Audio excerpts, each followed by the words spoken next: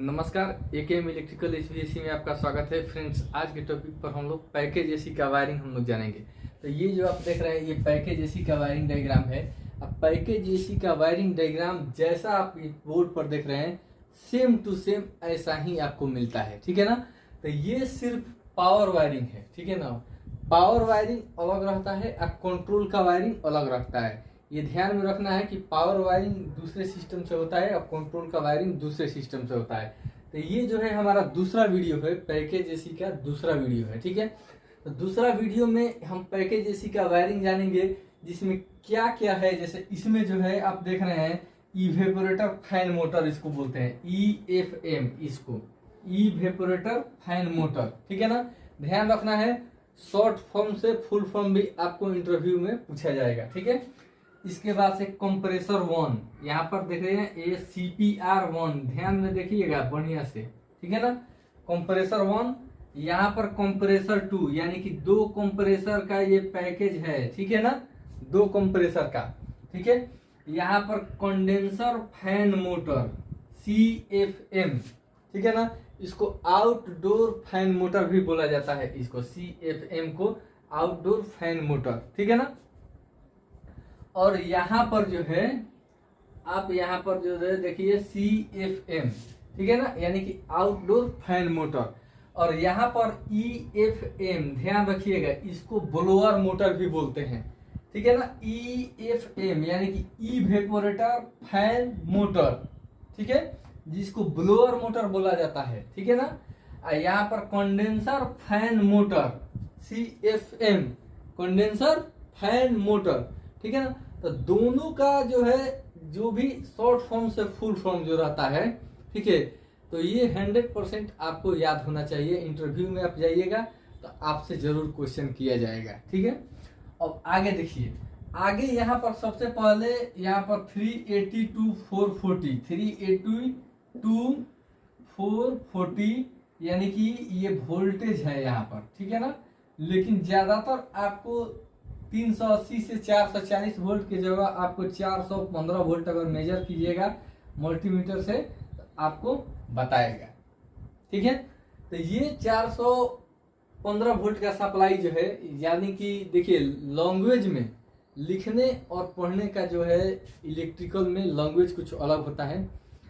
यदि आप हमारे इस वीडियो को नए देख रहे हैं, अगर कहीं भी आप वर्किंग नहीं भी किए हुए हैं तो हमारे वीडियो को देख करके आप वर्क कर सकते हैं, ठीक है। तो यहाँ पर जो है ऐसा रहता है, यानी कि 3 फेज का यहाँ पर सप्लाई है। और ध्यान रखिएगा कि हमेशा जैसे न्यूट्रल भी साथ में चलता है, लेकिन न्यूट्रल का यूज ज्यादातर आपको कंट्रोल में मिलेगा, ठीक है, ज्यादातर आपको कंट्रोल में मिलता है, ठीक है। तो ये अभी पावर वायरिंग है। और सब में जो है अर्थ है, ये देख रहे हैं कि इवेपोरेटर फैन मोटर, यहाँ पर जो है कंप्रेसर 1, कंप्रेसर 2, ठीक है ना। यहाँ पर कंडेंसर फैन मोटर, ठीक है। यहाँ पर जो है कंडेंसर फैन मोटर, यानी कि एक कंडेंसर फैन मोटर ये, एक कंडेंसर फैन मोटर ये, यहाँ पर एक कंप्रेसर 2, कंप्रेसर 1, इवेपोरेटर मोटर, ठीक है ना। जैसे इसको ब्लोअर भी मोटर बोला जाता है, इसको आउटडोर, यहाँ पर CFM कंडेंसर फैन मोटर को आउटडोर फैन मोटर बोला जाता है, ठीक है ना। ये जो है EFM यानी इवेपोरेटर फैन मोटर को ब्लोअर मोटर बोला जाता है, ठीक है। ये हमेशा मतलब ध्यान में रखना है, ठीक है। अब देखिए इसमें कौन कौन से पार्ट है। यहाँ पर जो आप ऐसा जो डायग्राम आप देख रहे हैं, जो आप सेम टू सेम यहाँ पर देख रहे हैं, ठीक है, इसको ये कॉन्टेक्टर है, ठीक है ना, कॉन्टेक्टर, ठीक है। इसमें कितना है, कॉन्टेक्टर 1, यानी कि एक कॉन्टेक्टर यहाँ पर लगा हुआ है, एक कॉन्टेक्टर यहाँ पर ये लगा हुआ है, ये देखिए ये कॉन्टेक्टर है टोटल ये वाला, ठीक है। यहाँ पर ध्यान दीजिएगा, ऐसे ही आपको हूबहू सेम टू सेम आप ड्राइंग देखिएगा तो ड्राइंग में मिलेगा, और ड्राइंग के अनुसार ही आपको काम करना पड़ेगा, ठीक है, कहीं भी। यहाँ पर भी ये कॉन्टेक्टर है, यानी कि एक यहाँ पर भी कॉन्टेक्टर है और ये भी कॉन्टेक्टर है, यानी कि यह सेम टू सेम ये कॉन्टेक्टर है। जब ये मैग्नेट एनर्जाइज करता है, कॉन्टेक्टर जब स्टार्ट होता है, जैसे कहने का मतलब कॉन्टेक्टर के A1 पॉइंट पर फेस, A2 पर न्यूट्रल अगर दिया जाता है, जब कंट्रोल का कनेक्शन होगा तो हम बताएंगे, तो ये क्या करेगा, मैग्नेट एनर्जाइज करेगा। तो मैग्नेट एनर्जाइज करेगा तो इसमें स्ट्रेस होता है, तो स्ट्रेस होगा तो ये खिंचाव, यानी कि खिंचाव होगा तो ये पत्तियां आपस में जुड़ जाएंगी तो पावर सप्लाई आगे बढ़ेगा। कहाँ? तो ऐसा ये सिंबल जो देख रहे हैं आपको, ये एक यहाँ पर भी, ये भी और ये ऐसा अगर सिंबल रहेगा तो ये ओवरलोड रिले इसको बोला जाता है। ये भी डिफरेंट कैपेसिटी का होता है, यानी कि अलग अलग कैपेसिटी का, अलग अलग क्वालिटी का, ठीक है। तो ये तीनों में ओवरलोड रिले है। यहाँ पर इवेपोरेटर, फैन मोटर, ठीक है, उसके बाद से कंप्रेसर 1 और कंप्रेसर 2, ठीक है। इस तीनों में, इधर ब्लोअर मोटर में यहाँ पर नहीं है, ठीक है ना, सॉरी, कंडेंसर फैन मोटर यहाँ पर जो है, इसको जो है जो CFM दिया हुआ है कंडेंसर फैन मोटर, इसमें जो है नहीं है, ठीक है। तो कंडेंसर फैन मोटर में ओवरलोड नहीं है, सिर्फ ये कॉन्ट्रैक्टर है, कॉन्ट्रैक्टर के बाद से इसको डायरेक्ट सप्लाई दिया जाता है, ठीक है। इसमें जो है इंटरनली प्रोटेक्ट के लिए थर्मिस्टर लगाया जाता है, ठीक है ना, जो कि इंटरनली प्रोटेक्ट, किसी में 3 वायर रहता है, किसी में 2 एक्स्ट्रा निकल जाता है, यानी कि 5 वायर हो जाता है।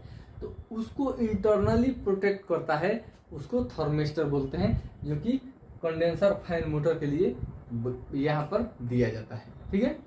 अब आगे जो है आपको जब हम कंट्रोल का वायरिंग बताएंगे, तो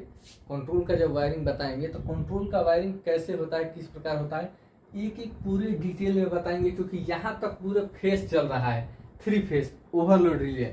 अब यहाँ से सिंगल फेस प्रोविंटर लगा दिया गया है, यानी कि SPP, ठीक है।